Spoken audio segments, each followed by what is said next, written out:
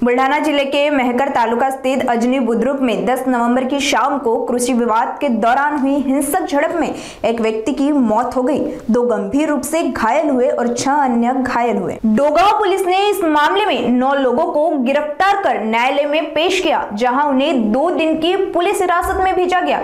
दोनों पक्षों ने परस्पर विरोधी शिकायतें दर्ज कराई है। चिखली तालुका के मंगलूर नवघरे निवासी विकर खान जाबिर खान पठान के अनुसार वे अपने माता पिता और रिश्तेदारों के साथ खेत में गए थे, तभी मंजूर सैयद बिराम और उसके साथियों ने उन पर हमला किया, जिसमें सैयद अयाज सैयद वाहिद की सिर पर चोट लगने से उनकी मौत हो गई।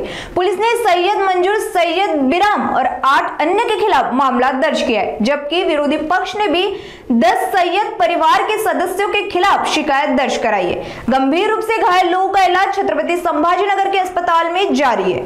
3 ते 3:30च्या दरम्यान डोनगाव पोलीस स्टेशन हद्दी अंतर्गत असणारे जे अंजनी बुद्रुक गाव आहे, त्या अंजनी बुद्रुक गावाच्या शिवारामध्ये शेत जमिनीवरून 2 नातेवाईकांमध्येच भांडणे झाली आणि आमडापूर या गावावरून आलेले जे नातेवाईक होते शेत जमिनीचा कब्जा घेण्यासाठी आले असता इथल्या अंजनी बुद्रुक इथले जे रहिवासी आहे तर त्यांच्यामध्ये जो वाद झाला त्याच्यामध्ये सैयद अयास वाहिद याचा या मारहाणी दरम्यान मृत्यू झालेला आहे। यांना मारहाण करणारे या दोन्ही पार्ट्यांनी एकमेकांना आपापसात मारहाण झाली, तर याच्यामध्ये जो मृत्यू झालेला आहे ज्यांनी मारहाण केली त्यांच्या विरुद्ध आपण खुनाचा गुन्हा दाखल करून त्यांच्या विरुद्ध कायदेशीर कारवाई करत आहोत।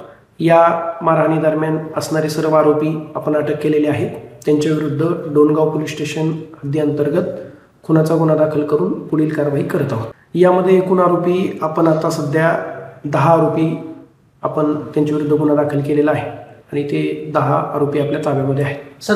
जखमींना जे मृत पार्टी आहे म्हणजे जो व्यक्ती मयत झालेला आहे त्यांच्याकडील जे काही साथीदार होते त्यांना संभाजीनगरला हॉस्पिटलमध्ये रेफर केलेला आहे आणि आरोपी पार्टीचे सुद्धा काही व्यक्तींना किंवा त्यांच्या साथीदारांना मारहाण झाली होती, तर त्यांनाही आपण अकोला रुग्णालयामध्ये रेफर केलं होतं आणि आरोपी पार्टीकडून सुद्धा मारहाणीचा गुन्हा दाखल करण्यात आलेला आहे। रात्री त्यांना संभाजीनगरला डॉक्टरांच्या म्हणण्यानुसार आपण तिकडे हॉस्पिटलला पाठवलेलं आहे। प्रकृती सध्या तरी स्थिर आहे। आम्ही माहिती ठेवून आहोत, पुढील माहिती काही मिळाल्यास आपल्याला कळवण्यात येईल।